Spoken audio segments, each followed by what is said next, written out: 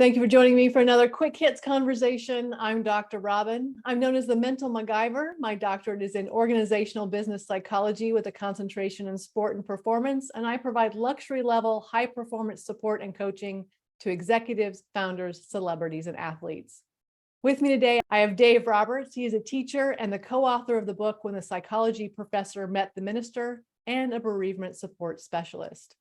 I have Bonnie Sussman-Versace. She is a reimager at Focused LLC, where she specializes in developing leaders, building positive and productive workplace cultures, and improving individual, team, and enterprise-wide performance. I also have Gary Fredericks. He is the CEO of On Point Partners, where they provide back office services for small businesses. The question today, how did you learn to delegate and what challenges have you had with it? Bonnie, kick us off. All right, great topic as usual. If you're responsible, accountable for doing a task, and it's something that you actually like doing, if you can possibly part from it long enough to gift it to someone else to do, they will do everything that, especially if they enjoy working with you or they see value in it, they will do everything they can to make it happen, to complete it well, to complete it on time. And it opens the door to the mindset of delegating doesn't have to be a horrible thing. Delegating doesn't have to be, well, I'd rather do it myself because nobody else can do it the same way I can. People will say, well, I can't trust that somebody's going to get it done because they don't have the experience for it. But if you start with the heart, sit down, show them what you need done, get the expectations in there, delegation is a wonderful thing. I learned about delegation early on in my career as an addictions counselor for the state of New York. I was fortunate to have a supervisor who turned out to be a really terrific mentor, who was an ex-Navy SEAL commander and a clinical social worker, which was quite a combination. He built our team like he would a SEAL team. He took a look at the people he had around him. He decided which task he needed to have done for the mission for the team to get accomplished. He put people in positions where they could succeed based on their strengths, gave them specific instructions with what he wanted done, left us alone so we could do our job. And he was always responsive when we needed him, but he really was a model for shared leadership. And if you're going to delegate effectively, you have to be willing to share leadership. I think and trust those individuals or well-trained individuals around you that they're going to get the job done. I think I was predisposed to delegation because I don't like detail. I don't like getting involved in the details.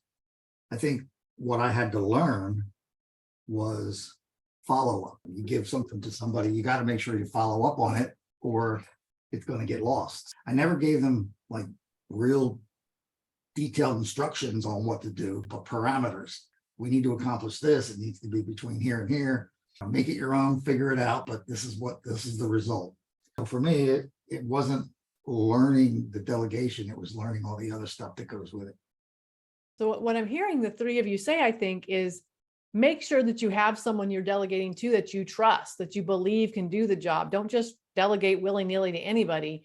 Make sure that you actually trust them. And if you don't, is that a question of they're not trustable or you aren't trusting them? I feel like for me, delegating has always been really hard because, to your point, Bonnie, do I trust you to do this job? What if you fail me?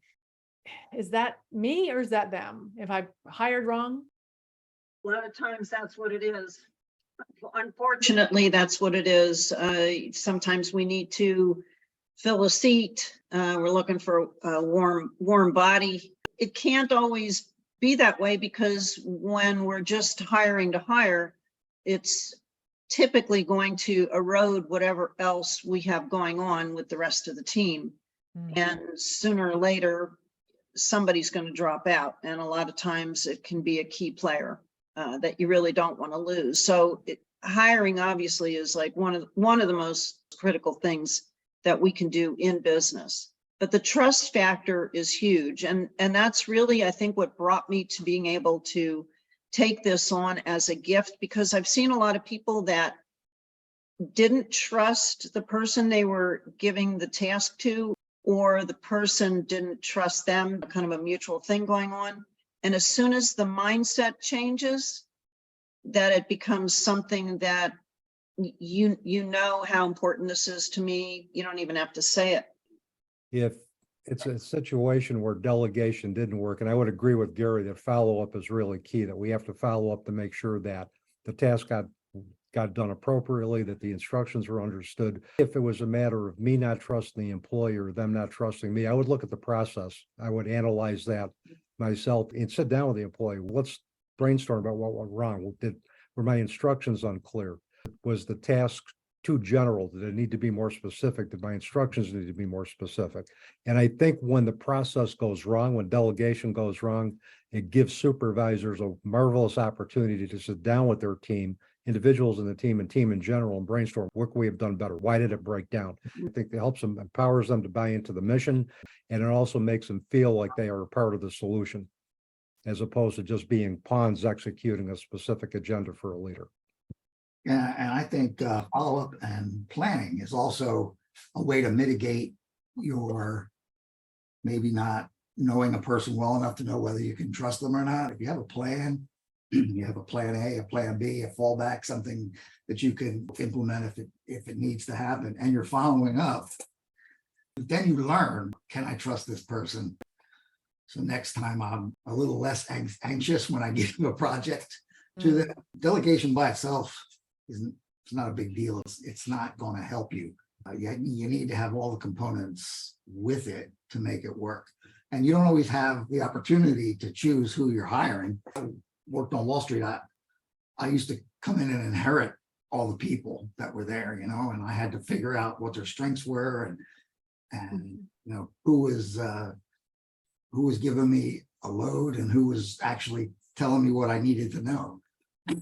You know, it takes a while to go through all that stuff, but delegation to me, you know, I don't like the details, so I have to delegate. I'm an idea person. I get the ideas, you know, we sit down, we talk about them, then I delegate the responsibilities to get things done out to other people. Do you guys agree with if somebody else can do it at 80% as well as you can, that you should delegate it? Do you agree or disagree with that statement? Well, I think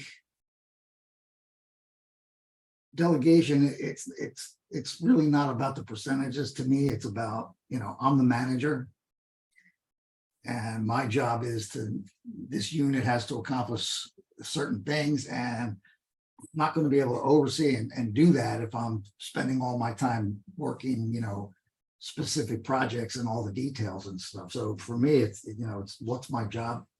My job is to delegate. My job is to oversee. Okay. So, you know, and my job is to put people in the proper place, you know, where they're going to succeed, or to teach them, you know, or coach them. And that's what I do. So. Okay. It's carrying out the expectations too. Yeah. You know, if you set down an expectation for someone, here's what I need you to help me with, but also make it a two-way street so that there's a complete circle of communication. You know, here's what I need you to take care of, or this is what needs to be done. And then ask the question, do you feel that this is something you can accomplish?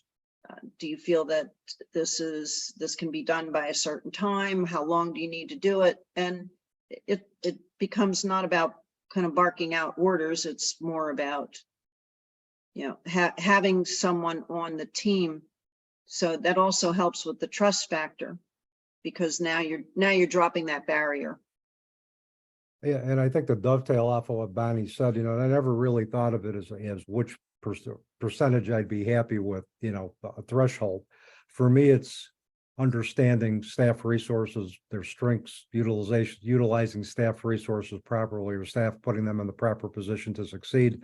And then the percentages are going to take care of itself. And if something fails, it doesn't go according to plan, then it's time to sit down with your supervisee and then reevaluate the process. Well, thank you so much. That is our 10 minutes. So I'm going to cut us off there. Thank you for having this conversation with me. And I look forward to speaking to each of you again very soon. Thank you, Robyn. Thank you.